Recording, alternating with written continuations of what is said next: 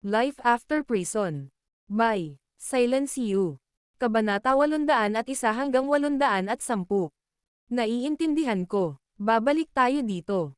Tumango si Rachel, tumingin ulit sa phone niya, at agad na kumunot ang noo bago sinabi kay Severin. Sir, nag-relay lang ang lalaki namin ng ilang bagong impormasyon tungkol sa sitwasyon ng Tigress Hall. Mukhang nasa komplikadong sitwasyon ngayon ang hall, kaya mas mabuti siguro kung mag-lowdown ka bago magpatuloy. Tumango si Severin, at muling sinabi. Salamat sa kanyang pagsisikap kaya nahanap natin ang Tigress Hall. Siguraduhing bigyan siya ng reward sa kanyang pagbabalik. Ang sinumang matagumpay na nakahanap ng ibang mga hall ay dapat bigyan ng reward. Ngumiti si Rachel at sinabing. Huwag kang mag-alala. Sisiguraduhin kong maganda ang gantimpala niya. Sige, kung wala nang iba, maaari kayong bumalik at magpatuloy sa pagsasanay ng husto. Kinawian ni Severin ang kanyang kamay at pinaalis ang lahat. Masayang umalis ang 4 na hall masters matapos uminom ng kani-kanilang pills. Maaga pa, at hindi nagmamadaling umalis si Severin. Sa makatuwid, nagpasya siyang pinuhin ang ilan pang mga table tasks na maibibigay niya kay Lily at sa mga babae. Napakatatag na ng kanilang katayuan sa pagkamit, at sina Kira, Abigail, at Bailey, na nakaabot na sa peak stage level 3 Warrior King, ay nangangailangan lamang ng second grade low rank pill para tulungan silang makapasok sa level 4 Warrior King. Sa kabila ng pag-alam sa kinaroroonan ng Tigress Hall, nadama ni Severin na kailangang unahin ang pagdadalisay ng ilang mga table tasks para kina Abigail at Wendy upang matulungan silang mapabuti ang kanilang pagkamit. Pagkatapos ng lahat, ang South Link City ay hindi kasing liit ng Brookborn, at bagamat si Wendy at ang mga babae ay medyo malakas na, mas mabuti pa kung mapapabuti pa nila. Pagkatapos bumalik sa itaas, ginugol ni Severin ang buong hapon sa pagpino ng mga tabletang iyon, at ang paulit-ulit na pagsasanay ay nagpapahintulot sa rate ng tagumpay ng kanyang mga tabletang may mababang ranggo sa ikalawang baitang na unti-unting tumaas. Nang kumain na siya ng hapunan, nagpatuloy siya sa kanyang tinigilan ng walang tigil na magpahinga. Kinaumagahan, 15 table tasks na ang hawak niya. Magbibigay ako ng tig-2 sa mga babae dahil tiyak na makakatulong ito sa pagpapabuti ng kanilang pagkamit. May naiwan akong 3 pa. Nakangiti si Severin habang tinitignan ang mga table tasks sa kamay niya. Pagkatapos nilang hatiin, bumaba siya at tinawag si Abigail at ang mga babae. Okay na ba ang lahat? Hindi naiwasang magtanong ni Naomi nang makitang tinawag silang 6 ni Severin para salubungin siya. Total, nag-shopping sila kina Judith, Megan, at iba pa noong hapon, kaya hindi nila namalayan na pinainom pala ni Severin si Larry at ang iba ng second grade pill. Wala rin silang ideya na si Severin ay nakalusot sa isang alchemist na may mababang ranggo sa ikalawang baitang, o na siya ay may napunong mga pildores na mabisa kahit para sa kanila. Tumango si Severin. Lahat kayo ay nagsisikap ng husto kamakailan, kaya nagpasya akong bigyan kayo ng ilang mga gantimpala. Mga gantimpala. Hihihi. Nagtataka ako kung ano kaya sila. Agad na nagningning ang mga mata ni Lily nang marinig niyang may gantimpala, ngunit agad niyang sinabi. Hindi naman ito kasing paylay ng pera, di ba? Napaka hindi matapat. Oo. Mas gugustuhin namin na gantihan mo kami ng ilang damit sa halip na bigyan kami ng isang pares ng Engrandi. Ang pera ay masyadong maislan para sa amin, at hindi kami interesado doon. Bukod dito, mayroon kaming sapat na pera upang gastusin, at hindi ito tulad ng malamang na labis kaming gumastos ng pera. Sabi ni Wendy bilang pagsang-ayon. Sandaling natahimik si Severin, at natutuwa siyang hindi niya ikinahiya ang sarili sa pagbibigay sa kanila ng mga tableta. Nakangiting naglabas si Severin ng 6 na maliliit na bote ng porselana at iniabot sa mga babae. Huwag kang mag-alala, hindi kita bibigyan ng isang bagay na kasing krudo ng pera para sa iyong unang gantimpala. Bawat isa sa inyo ay makakakuha ng isang bote. Ngumiti si Severin at sinabing. Aalis ako papuntang Drakcam bukas, at ipauubaya ko sa inyong 6 para matiyak ang kaligtasan ng aking pamilya. Tiyaking gagawin namin ang aming makakaya. Ngumiti si Lily, saka binuksan ang bote ng porselana para silipin ang loob. Hindi pwede. Hindi ba ang second grade low rank na mga table task na ito? Tama ba ang nakikita ko? Dalawa rin sila. Ito ang klase ng bagay na mahirap makuha kahit may pera ka. Tuwang-tuwa si Lily. Si Naomi at ang iba ay sa simula ay medyo nahihiya na buksan ang bote ng porselana at tingnan ang nilalaman, ngunit ginawa nila ito kaagad nang marinig nila ang sinabi ni Lily. Nang makita nilang binigyan din sila ng 2 second-grade low-rank na table task, namutla saglit ang kanilang mga mukha bago ito naabutan ng pagtataka. Nakakagulat ka, sir. Mukhang nakalusot ka sa isang alchemist na may mababang ranggo sa 2nd baitang, kung hindi ka makakapagpino ng napakaraming pildores. Biglang may naisip si Wendy at agad niyang tinakpan ang bibig niya sa gulat. Oo, ikaw ay. Napakahusay mo. Ang ilang mga tao ay maaaring hindi magkaroon ng isang pambihirang tagumpay pagkatapos ng pagsasanay para sa isang buong taon, ngunit ikaw. Nagawa mo ito. Nagulat din si Lily at ang iba sa talento ni Severin sa alchemy. Hihihi. Ganun ba? Hindi ko pa nakikilala ang ibang mga alchemist dati, kaya hindi ko alam kung gaano ito kahirap.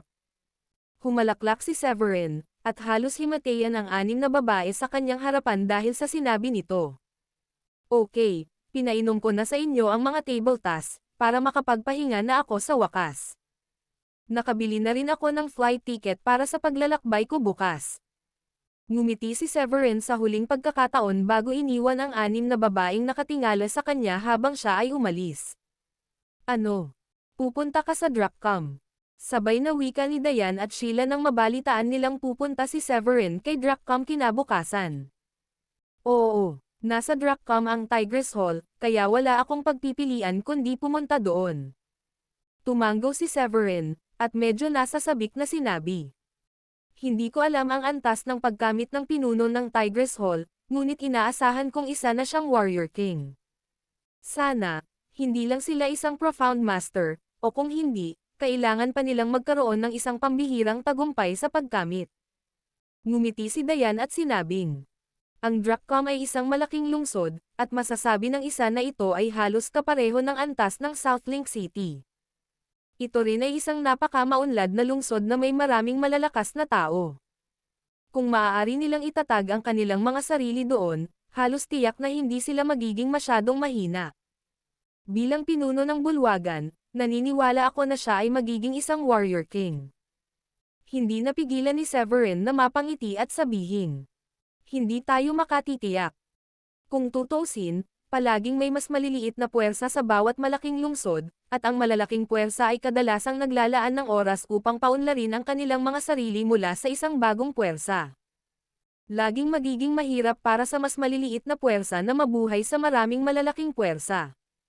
Paano kung hanapin ako ni Manny o Jacob para malaman kung may relasyon ba kayo o hindi? Ano ang dapat kong gawin? Napakunot ang noo ni Sheila nang maisip ang posibilidad na iyon. Pinag-isipan ito ni Severin at sinabing. Huwag kang mag-alala. Wala silang masasabi kung sasabihin mo lang sa kanila na magkasintahan tayo. At saka, hindi naman siguro sila magiging napaka-hindi makatwiran na pumunta dito para lang malaman kung nagsinungaling sa kanila ang tatay mo. Tumanggo si Sheila. Sige. Napapanatag ako nang marinig mong sabihin iyon. Napangiti si Diane at sinabing.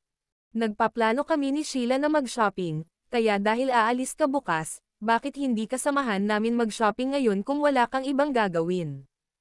Walang pagdadalawang isip na pumayag si Severin. Oo naman. Nagawa ko na ang lahat ng kailangan kong gawin ngayon. Ikalulugod kong sumama sa inyong dalawa sa pamimili at syempre, para makapagpahinga din ng konti. Yay!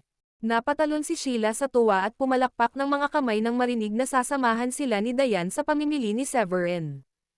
Gayunpaman, sa lalong madaling panahon natanto niya na ang kanyang reaksyon ay hindi masyadong angkop at ibinaba ang kanyang ulo ng nahihiya. Ang kilos ni Sheila ang nagtulak kay Diane na ipinikit ang mga mata kay Severin at sinabing. Hindi mo ba nakikita kung gaano kahalaga si Sheila sa iyo? Mas masaya siya na pumayag kang sumama sa kanya sa pamimili. Sa wakas ay hindi napigilan ng puso ni Severin na lumambot, na para bang may kung anong kirot sa puso ang hinayla. Si Sheila ay walang alinlangan na napakagandang babae, at nakikita niya ang pagmamahal ni Sheila sa kanya nitong mga nakaraang araw. Dahil na rin sa pagpupursage ni Sheila at sa paraan ng pananatili niyang tapat sa kanyang nararamdaman ay tinanggap siya ni Dayan at kinausap pa siya. Nang maproseso ang lahat ng iyon sa kanyang isipan, naramdaman ni Severin ang paggulong ng emosyon sa kanyang puso. Ano ang ginawa ko para mahalin ang dalawang babae ng sabay? Sige, tara na. Bakit nandyan pa kayong dalawa? Sa akin lahat ng gastos ngayon. Tumawa ng malakas si Severin at lumabas. Halika, Sheila. Hinatak ni Dayan ang braso ni Sheila habang naglalakad palapit kay Severin. Para silang matalik na magkaibigan, at napakahusay din nila sa isa't isa. Aalagaan namin ang iyong pangako at ililibre ka sa isang masarap at malaking pagkain mamaya. Nakangiting sabi ni Sheila matapos silang maabyutan. Sabay-sabay silang tatlo na lumabas. Dahil ang bahay ni Severin ay nasa gitna ng South Link City, hindi na kinailangan nilang magmaneho palabas at mag-shopping na lang. Pagkaraan ng ilang sandali ay may ibinulong si Dayan kay Sheila. Pero, sigurado ka bang okay lang yan? Namula agad ang mukha ni Sheila nang marinig ang sinabi ni Dayan. Oo naman. Halika, gawin mo lang ang sinasabi ko. Napangiti si Dayan nang may pagmamalaki. Tingnan natin kung nakaramdam siya ng awkward tungkol dito. Sige. Gagawin ko ang sinabi mo. Tumanggaw naman si Sheila, at agad na umakyat ang dalawa sa magkabilang gilid ni Severin at hinawakan ang braso nito. Sandali lang, Sheila. Mukhang hindi magandang ideya ito. Hindi natarante si Severin nang hawakan siya ni Dayan, ngunit nakaramdam siya ng hindi kapanipaniwalang awkward nang magkahawak kamay ang dalawang magagandang babae. Ang inggit na tingin mula sa buong paligid niya ay mas lalo siyang nakaramdam ng kilabot. Kung tutuusin, first time niyang makatagpo ng ganoong bagay sa kabila ng pagiging master ng mga war gods. Bago pa makapagsalita si Sheila, sinabi ni Dayan sa gilid. May ideya ka ba kung gaano karaming tao ang naiinggit sa iyo dahil magkakaroon ka ng dalawang babae? Bakit parang nahihiya ka? Hihihi. Sa palagay ko hindi ka kasing tapang tulad ng iniisip ko kahit ikaw ang master ng 4 na war gods. Huminto si Dayan at sinabing muli. At saka, dahil nasa labas tayong tatlo, mas awkward kay Sheila kung hinawakan ko ang kamay mo pero hindi si Sheila. Magiging third wheel siya kung ganoon. Walang tigil ang pagtibok ng puso ni Sheila. First time niyang mag-shopping kasama si Severin na nakaakbay sa kanya, at napuno ng saya at kaba ang puso niya dahil akala ng lahat sa paligid nila ay asawa siya ni Severin. Ako. Hindi alam ni Severin kung paano pabulaanan ang katwiran ni Dayan dahil pakiramdam niya ay may katuturan ang mga sinabi nito. Okay, hindi na kita aasarin. Mukha kang naguguluhan. Buti na lang at binitawan siya ng dalawang babae matapos maglakad ng ilang minuto habang nakaakbay sa kanya. Dahil dito, mas nakahinga ng maluwag si Severin. Walang alinlangan, ang mga kakaibang tingin sa paligid niya ay nagparamdam sa kanya ng sobrang kahihiyan, at hindi siya ang uri na nanligaw sa mga babae sa lahat ng oras. Hindi tulad ni Stanley o ilan sa mga mayayamang bata na may mga kamay sa paligid ng ilang mga kababaihan sa tuwing sila ay nasa labas, si Severin ay hindi pa nasanay dito. Nakarating na tayo sa South Link City, tatay. Ano ang susunod nating gagawin? Sa pagkakataong iyon, tumingin si Manny kay Jacob at nagtanong sa loob ng isang sasakyan na nakaparada sa gilid ng kalsada. Matapos sampilan ng 2 beses ng kanyang ama, nagkaroon ng bagong paghanga si Manny sa kanyang matanda.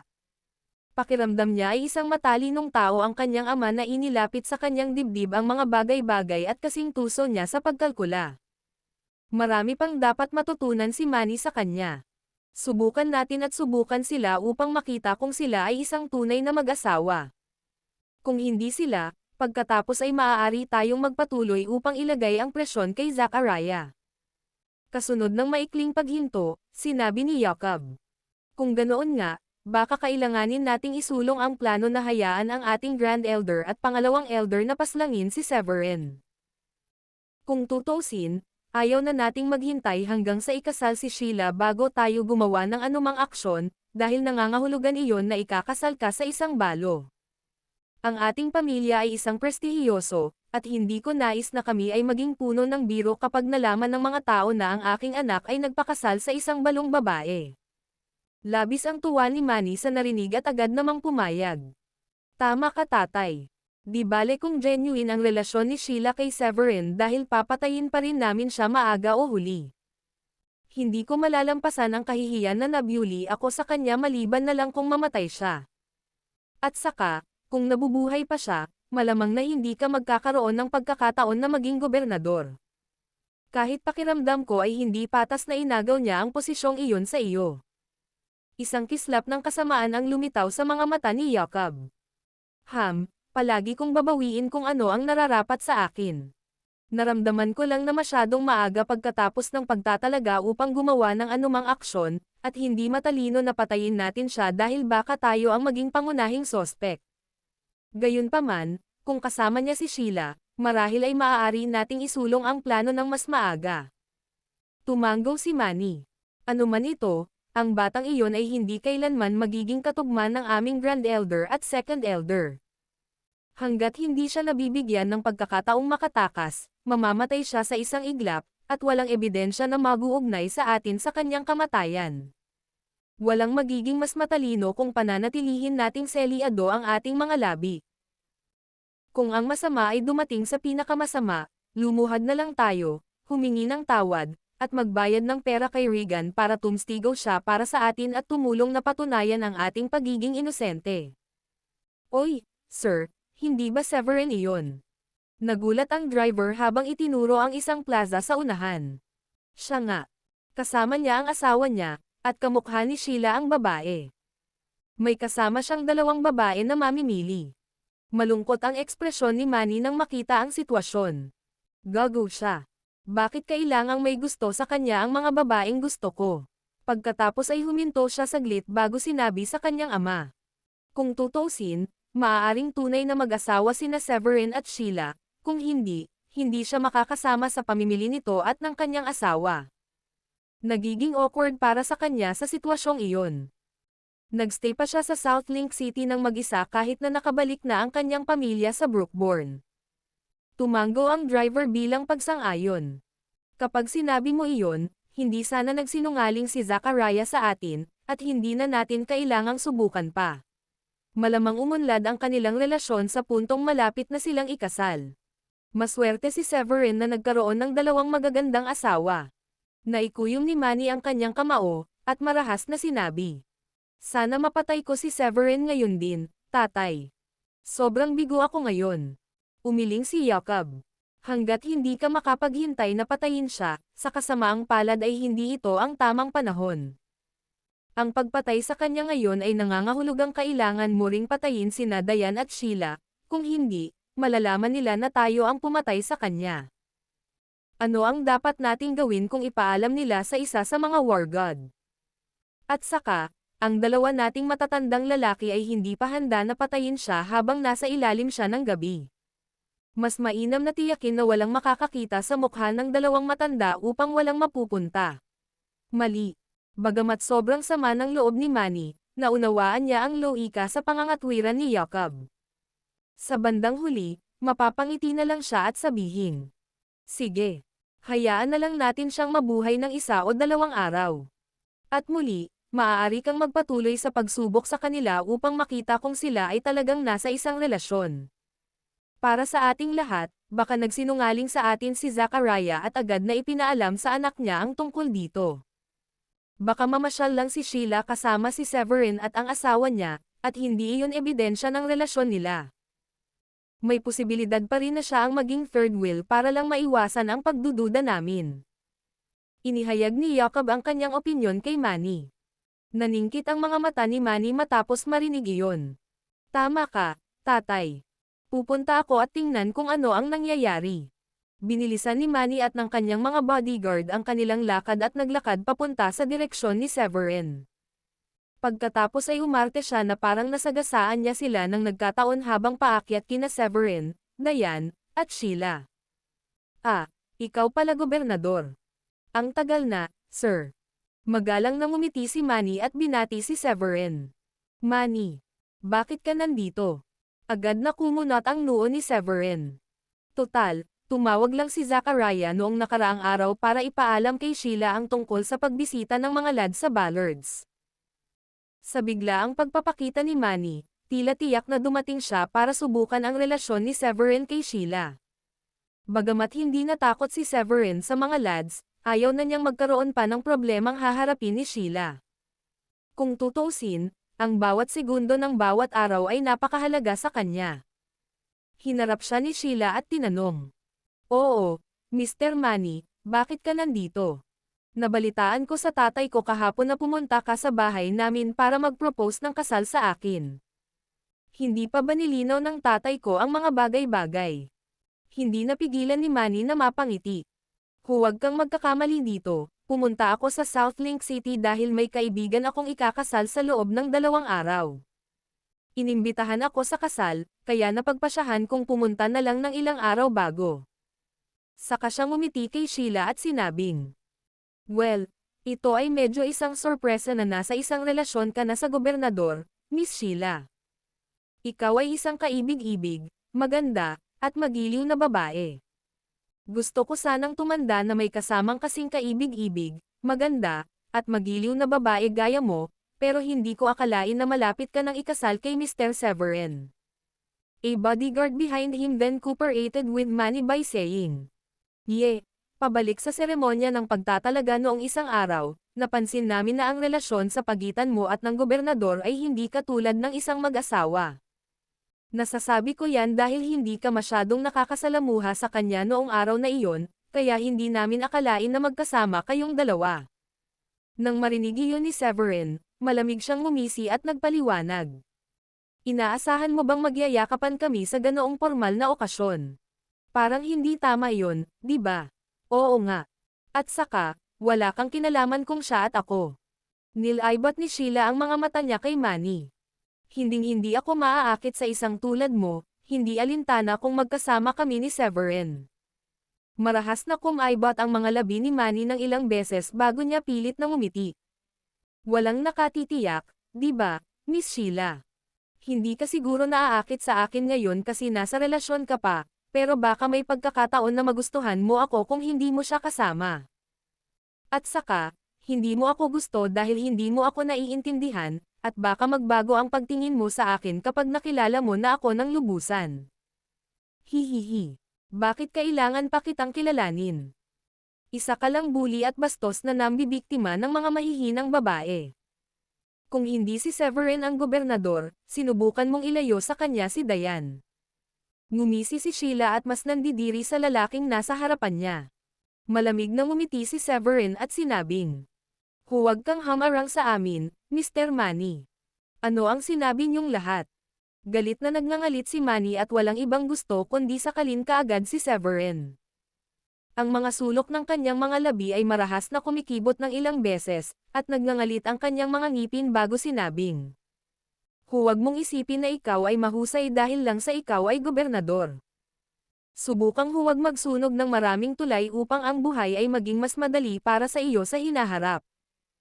Paumanhin, ngunit wala akong interes sa paggawa ng mga tulay na may basurang tulad mo.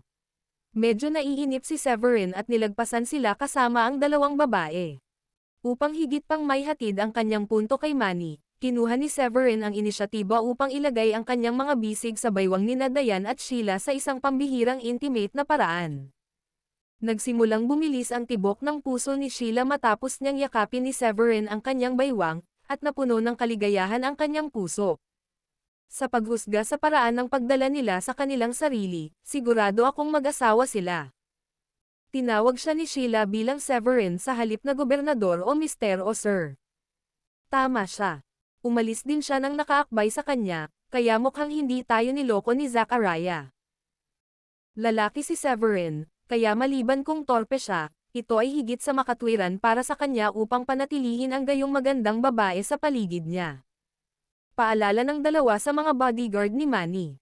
Nagngangalit si Manny ng kanyang mga ngipin at sinabi, tama ka, maliban na lang kung tanga si Severin, hindi niya hahayaang makalusot sa kanyang mga daliri ang ganoong kagandang babae. Malamang totoong mag-asawa sila noon. Oras na nating hayaan ang Grand Elder at ang pangalawang Elder na isagawa ang plano ng maaga sa schedule. Pagkasabi noon ay agad na inakay ni Manny pabalik sa sasakyan ang mga bodyguard sa galit. Si Sheila ba talaga ang girlfriend ni Severin? Si Jacob ay may magaspang na ideya kung ano ang nangyari matapos makita si Manny na bumalik na may malungkot na ekspresyon. Tumango si Manny. Sabihin mo na lang sa Grand Elder at pangalawang Elder natin na isagawa ang plano. Baka mapakasalan siya ni Sheila kung magtatagal tayo para matapos ito, at ayaw kong magpakasal sa byuda. Oo naman. Tumango si Jacob, pagkatapos ay lumakad papunta sa likod ng kotse at ipinadala sa Grand Elder at sa pangalawang Elder. Inutusan niya silang maghanap ng pinakamahusay na posibleng pagkakataon. Mas mabuti sa gabi kapag lumabas si Severin ng mag-isa upang patayin siya. Matapos mamili sina Severin, Diane, at Sheila, nagpasya silang tatlo na mag-lunch. Kinaumagahan ay lumabas si Severin ng mag-isa. Sir, nandito na ang pagkakataon natin. Kakaalis lang ni Severin ng bahay mag-isa. Palihim na sinusundan ng Grand Elder at pangalawang Elder si Severin, at tinawagan nila kaagad si Jacob nang makita nilang paalis na ng bahay si Severin. Ganun ba? Well, perpekto iyon. Ipauubaya ko sa iyo ang pagpapasya kung kailan ang pinakamagandang oras para kumilos. Tuwang-tuwa si Jacob matapos marinig iyon. Gayunpaman, hindi nagtagal, tumawag ang Grand Elder at pangalawang Elder. Paano nangyari? Kinakabahang tanong ni Jacob pagkasagot niya ng tawag. Sir, aalis na siya papuntang Dropcam. Sinundan namin siya hanggang sa makarating siya sa airport, at pagkatapos ng aming investigasyon, natuklasan namin na nakabili siya ng tiket papuntang Dropcam. Nakasakay na rin siya sa flight. Pinabilis ng Grand Elder si Jacob. Perpekto. Wala nang mas magandang pagkakataon kaysa rito. Lalong natuwa si Jacob matapos malaman na pumunta si Severin sa Dropcam mag-isa. Maaari kayong magtungo kaagad sa Dropcam. Ngayong nag-iisa na siya, ang kailangan mo lang gawin ay humanap ng liblib na lugar kung saan mo siya mapapapatay. Siguraduhin gawin mo ito ng palihim. Kung mamamatay siya sa isang lugar na kasing layo ng Dropcam, mas maliit pa ang pagkakataon para may makasubaybay nito pabalik sa atin. Malamang na level 5 o level 6 Warrior King siya, kaya dahil pareho kayong level 7, hindi dapat maging isyo ang pagpatay sa kanya. Pareho kayong gagantimpalaan ng mabuti pagkatapos maayos ang lahat. Gagawin namin ang aming makakaya, sir. Sa ngayon, makakabili lang kami ng mga tiket para sa susunod na paglipad, ngunit kapag pumunta kami doon, maaaring hindi madaling mahanap siya sa napakalaking lungsod. Ngumiti ng pilit ang Grand Elder. Sa kabila ng matagumpay na pagsunod kay Severin sa paliparan, hindi na sila nakapagpatuloy pa dahil wala silang anumang tiket para sa paglipad patungong Dropcam. Dahil halos kasing laki ng Southlink City ang Dropcam, hindi rin magiging madali para sa kanila na mahanap siya kung 1 o 2 araw lang siya doon. Paano kung tawagan ko ang isang kaibigan ko na nagtatrabaho doon? Siya ang boss ng mas maliliit na puwersa ng Dropcam, kaya ay papasundo ko siya pagdating mo. Bibigyan ko rin sila ng heads up para ipadala nila ang mga tauhan nila para sundan si Severin bago ka dumating. Naniniwala ako na magiging mas madali sa ganoong paraan. Sabi ni Jacob sa kanila pagkatapos ng ilang pag-iisip. Maganda iyan, sir. Malapit na kaming magkaroon ng magandang balita para sa iyo. Ang sabi ng matanda bago tinapos ang tawag. Si Severin ay nasa biyahe ng sandaling iyon, at isang napakagandang babae ang nakaupo sa tabi niya. Dahil walang magawa si Severin, nagpasya siyang ipikit ang kanyang mga mata para makapagpahinga. Hindi niya inaasahan na lalapit sa kanya ang mayamang naka-white suit bago pa niya maipikit ang kanyang mga mata. Sinabi nung lalaki, "Hayaan mo akong maupo dito, pare." Nang makitang nakapikit si Severin, binatukan ng mahina si Severin ng lalaki at sinabing, "Bibigyan kita ng 15,000 dolyar. Ano sa palagay mo?" Iminulat ni Severin ang kanyang mga mata at sinulyapan ang lalaki, na may balingkinitang pangangatawan, katamtaman ang tangkad, at tila mayabang sa paraan na bahagyang iniangat ang kanyang ulo. Bago pa makapagsalita si Severin, nag-alok ng pangkontra ang magandang babae sa tabi niya. "Huwag mo siyang pauupuin dito. Doboblihin ko ang pera na inaalok niya sa'yo." Agad namang ngumiti ang mayaman binata at sinabing, "Tadhana siguro ang nagbunsod sa atin para sabay tayong sumakay sa iisang flight, Miss Yolanda. Hindi ba pwedeng maupo ako sa tabi mo sandali? Ang babaeng katabi ni Severin ay parang kakilala ng lalaking iyon, at sa pagsasalita niya ay malamang na may crush siya sa babaeng tinatawag niya na Yolanda. Nakangiti siya ng malamig. Paumanhin, ngunit hindi ako interesadong umupo sa tabi ng taong nakakainis na tulad mo, Earl. Ilang beses ko bang sasabihin sa'yo na hindi kita gusto? Mahirap bang intindihin yon? Malakas ang boses ni Yolanda kaya napalingon sa kanya ang ilang tao sa paligid. Nakaramdam ng sobrang hiya si Earl dahil dito at maging ang mukha nito ay nagsimulang pula. Bibigyan kita ng $45,000 kung hahayaan mo akong maupo dito. Kinagat ni Earl ang kanyang mga ngipin at nag-alok ng mas mataas na presyo. Huwag kang makinig sa kanya. Bibigyan kita ng $60,000. Tila ayaw ni Yolanda na umupo sa tabi ni Earl at muling itinaas ang kanyang alok. Hindi alam ni Severin kung paano magre-react nang magsimula ang dalawang iyon ng bidding war alang-alang sa upuan. Bibigyan kita ng $100,000. Nagalit si Earl, at nag-alok siya ng $100,000 nang walang pag-aalinlangan. Nawalan ng masabi si Yolanda sa sandaling iyon, ngunit kalaunan ay sinabi niya kay Earl. Baliw ka ba, Earl? Bakit ka ba nagbabayad ng ganoon kataas na presyo para sa isang upuan lang? Sa tingin mo ba sulit na bayaran ang halagang iyon para maupo ka lang saglit sa tabi ko? Mula sa pananaw ni Yolanda, si Earl ay isang baliw na ang personal na hangganan sa radikal. Isa iyon sa mga dahilan kung bakit hindi niya ito nagustuhan. Nakangiting sabi ni Earl. Miss Yolanda, ito ay para lang ipakita kung gaano kita kamahal. Wala akong isyo na maglabas ng $100,000 para lang makasama ka dahil mahalaga ka sa akin. Inaasahan na niyang ibibigay ni Severin ang upuan sa kanya nang sabihin ni Severin. Hihihi.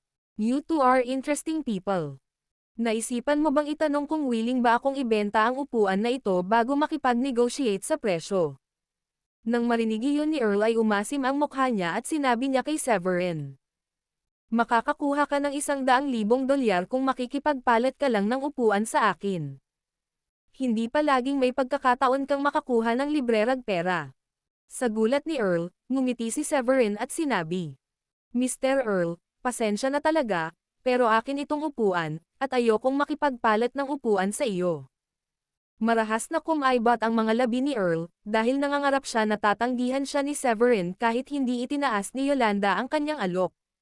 $100,000 ang pinag-uusapan natin dito. Pag-isipan mong mabuti bago ka tumanggi. Umasim ang mukha ni Earl, at muli niyang sinabi si Severin. At saka, dapat naiintindihan mo kung ano ang ibig sabihin kapag maaari akong mag-alok sa iyo ng $100,000 para lamang lumipat ng upuan sa iyo. Sa sobrang sama ng loob ni Earl ay sinimulan na niyang pananakot kay Severin. Gayunpaman, dahil naroon ang kanyang pangarap na babae na si Yolanda, nagpasya siyang huwag tawagan ang kanyang mga tauhan dahil gusto niyang ipakita ang kanyang pagiging gentleman dito. Gulat na sinulyapan ni Yolanda si Severin, dahil nagulat siya sa pagtanggi ni Severin sa pera. Ngumiti ng mahina si Severin. Wala akong ideya kung ano ang sinusubukan mong sabihin sa akin, ngunit ito ang aking upuan, at ako ay uupo dito, ayokong tumaggap ng pera mula sa inyong dalawa. Okay. Mayroon kang mga bola. Wait lang. Babalikan kita para dito. Naikuyom ni Earl ang kanyang kamao, tinitigan si Severin, pagkatapos ay umikot at naglakad pabalik sa kanyang upuan sa likod ng eroplano. Hihihi. Kilala mo ba kung sino si Earl? Naging mausisa si Yolanda sa katabi niyang binata at nagsimulang makipag-usap dito. Nakangiting sabi ni Severin. Wala akong pakialam kung sino siya. Pero isasaalang-alang ko ang kanyang kahilingan kung kinausap niya ako ng matino kanina. Sa kasamaang palad, masyado siyang mayabang pagdating niya sa akin at sinipa pa ako. Bakit ko naman pagbibigyan ang hiling niya pagkatapos? Ha. Hindi napigilan ni Yolanda na matuwa sa sagot ni Severin. Hindi ka ba natatakot na malagay sa gulo? Si Earl ay saya ng isa sa mga third-tier na pamilya ni Drackham. Sigurado akong alam mo kung gaano kalakas ang mga upper-class na pamilya sa Drackham. Nakangiting sabi ni Severin. Ayos lang. Kung sinaktan niya ako, pagkatapos ay wala akong pagpipilian kundi lumaban. Masyado kang kumpiyansang lalaki. Pagkatapos ay tumawa ulit si Yolanda. Oo naman syempre. Tumawa si Severin. Nang ibabaw ang pagkamausi sa kay Earl, na tumayo para tumingin sa harapan. Mas mabuting isipin na lang niya ang sarili niyang negosyo, dahil napansin niyang ang malamig na si Yolanda ang nagkusa na makipag-chat kay Severin, at silang dalawa ay nag-uusap at tumatawa rin ng tawanan. Malayo siya para marinig ang pinag-uusapan ng mga ito, pero mas lalo siyang nalungkot dahil sa ngiti nito sa mukha. Kalokohan. Siguradong malazwa ang lalaki na iyon. Malamang alam niyang mayaman ang pamilya ni Yolanda kaya tinanggihan niya ang alok kong $100,000 dahil gusto niya itong pakasalan. Kung magtagumpay siya, wala na siyang dapat ipag-alala habang buhay. Naikuyom ng mahigpit ni Earl ang kanyang mga kamao at nagngangalit ang kanyang mga ngipin. Benny. Benny. Anong nangyari sa'yo? Huwag mo akong takutin, Benny. Biglang sigaw ng isang babae na ikinaagaw ng atensyon ng lahat. Isang batang lalaki na nasa 7 o 8 taong gulang ay nahimatay. Ang kanyang mukha ay asul, at ang kanyang katawan ay walang tigil na kumikibot, na parabang nawalan siya ng kontrol sa kanyang mga function ng katawan. Agad na tumakbo ang flight attendant nang marinig ang boses. Nang makita ng flight attendant ang nangyari, agad niyang sinabihan ang kanyang kasamahan na ipaalam sa kapitan bago nag-aalalang nagtanong. Excuse me, may doktor ba sa eroplano? Napatayo kaagad si Severin nang marinig iyon at lumapit sa kanya. Isa akong doktor. Hayaan mo akong tingnan ang kalagayan ng bata. Hihihi. Akala ko mayaman siya nang tumanggi siya sa alok ko. Ngunit sa palagay ko siya ay walang iba kundi isang mahirap na doktor. Lumapit ang abala na si Earl at agad nang umisi nang marinig ang sinabi ni Severin. Sa pamamagitan ng kanyang loika, nataman niya ang ulo sa kanyang naunang hula. Sinisikap ni Severin na makuha ang puso ni Yolanda sa pamamagitan ng pagsuko sa $100,000 na inialok sa kanya. Pagkatapos ng lahat, siya ay ang pinakaiingatan na anak na babae ng kanyang pamilya, at ang mapang-asawa siya ay magbibigay sa kanya ng isang buhay ng kaluwalhatian at kayamanan. Salamat sa Diyos at may doktor. Maaari mo bang sabihin kung ano ang mali sa kanya? Nakahinga ng maluwag ang flight attendant. Hindi man lang siya sinagot ni Severin. Binuhat niya ang bata, pinahiga, at pagkatapos ay inikat ang ulo ng bata sa isang tabi. Ang bata ay nagsimulang bumula sa bibig noon din. Nang makita iyon ni Earl ay agad niyang ikinulong ang mga kamay sa harap ng dibdib at nagkomento. Namumula ang mukha niya at mamyubula ang bibig. Dapat ito ay pagkalason sa pagkain. Nakakain ba siya ng masama? Kahit hindi ako doktor, pero ito ang nakikita ko sa mga sintomas niya, malamang hindi siya makakakapit hanggang sa lumapag ang eroplano. Pagkalason sa pagkain.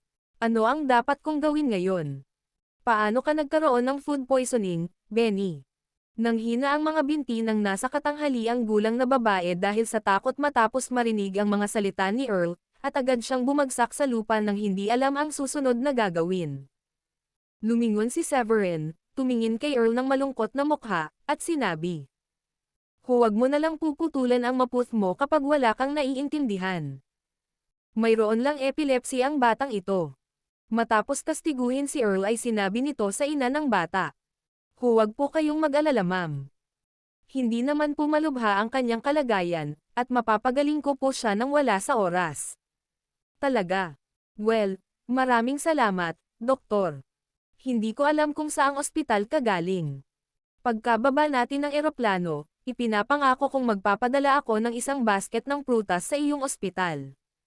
Sa wakas ay nakahinga ng maluwag ang nasa katanghaliang gulang na babae matapos marinig ang tugon ni Severin. Nawala ang galit ni Earl nang pabulaanan ni Severin ang kanyang mga sinabi. Sa bagay, hindi naman siya doktor, at wala siyang alam sa mga bagay na iyon.